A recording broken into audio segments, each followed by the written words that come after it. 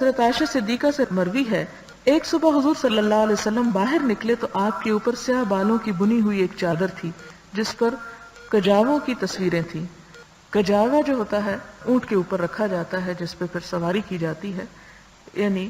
مرد ایسا ڈریس بھی پہن سکتے ہیں کہ جس کے اوپر کوئی نقش و نگار بنے ہوئے ہوں، لیکن یہ آپ کی قمیص نہیں تھی بلکہ چادر کے طور پر آپ نے اس کو اوڑھا تھا۔ اور اب بھی آپ دیکھیں گے جو سعودی عرب سے اسکارف وغیرہ ہوتے ہیں ان کے اوپر چھوٹی چھوٹی وہ ڈبیاں سی بنی ہوئی ہوتی ہیں اور اسی قسم کی شکلیں۔ پھر اسی طرح اگلی حدیث حضرت مغیرہ بن شعبہ سے ہے، میں ایک رات سفر میں حضور صلی اللہ علیہ وسلم کے ساتھ تھا، آپ نے مجھ سے فرمایا کیا تیرے پاس پانی ہے؟ میں نے عرض کیا ہاں، تو آپ اپنی سواری سے نیچے اتر آئے اور چل دیے حتیٰ کہ رات کی تاریکی میں نظروں سے اوجھل ہو گئے۔ پھر آپ واپس تشریف لائے تو میں نے برتن سے آپ پر پانی ڈالا اور آپ نے اپنا چہرہ دھویا۔ آپ کے اوپر اون کا ایک جبہ تھا، آپ اس سے اپنی کلائیاں باہر نہ نکال سکے تو آپ نے کلائیوں کو جبے کے نیچے سے باہر نکالا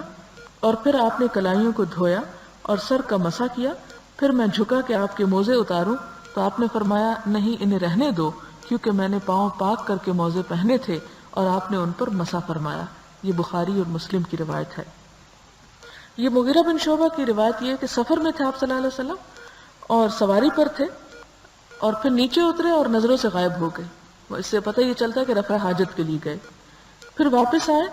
تو آپ نے جو لباس پہنا ہوا تھا وہ اون کا تھا اور جبہ تھا۔ جبہ اس بڑے اوور کوٹ کی طرح لانگ ڈریس کو کہتے ہیں، اور شاید سردی کا موسم تھا اس لیے اون کا لپیٹا ہوا تھا، اور اس کے آگے سے بازو کی جگہ جو تھی وہ کھلی نہیں تھی کہ آپ اندر سے کوٹ کی طرح اسے پہن لیتے، بلکہ وہ بھی بند تھی، لہٰذا آپ نے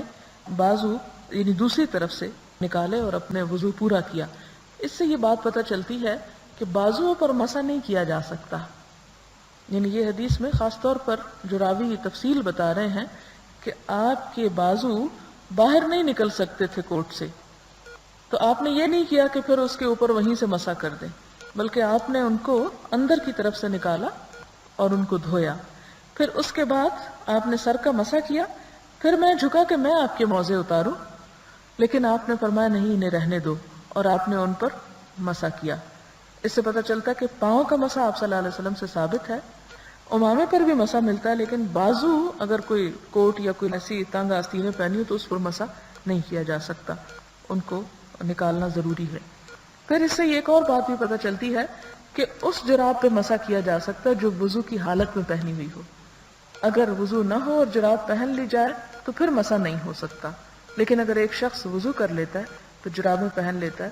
پھر وضو نہیں رہتا، دوبارہ وضو کرتا ہے، تو اس صورت میں سارا پاؤں سے وہ اتار کے دھونے کی ضرورت نہیں، بلکہ صرف مسح کر لینا کافی ہے۔ اور اس کے لیے یہ شرط نہیں کہ سردی کا موسم ہو تو آپ مسح کریں، بلکہ کسی بھی وجہ سے اگر آپ نے جرابیں پہن رکھی ہیں کسی بھی موسم میں تو آپ کو یہ سہولت دی گئی کہ آپ اس پر صرف مسح ہی کر لیں۔ اسی طرح یہاں پر ایک اور روایت میں اس کی وضاحت بھی ملتی ہے کہ آپ صلی اللہ علیہ وسلم پر وعلیہ جبۃ شامیۃ ضیقۃ الکمین، کہ آپ نے تنگ آستینوں والا شامی جبہ پہن رکھا تھا، یعنی اس سے مزید پتہ یہ چلتا ہے کہ اس کی آستینوں کی جگہ یعنی تھی لیکن صرف ہاتھ شاید اس سے نکلتے ہوں، پورے بازو نہیں نکلتے تھے، تنگ آستینوں والا۔ تو اس سے پتہ چلتا ہے کہ اگر تنگ آستینیں کسی کوٹ یا کپڑے کی ہوں تو اس پر مسح نہیں ہو سکتا۔ اور ایک اور روایت میں کہ یہ واقعہ غزوہ تبوک کے موقع پر پیش آیا،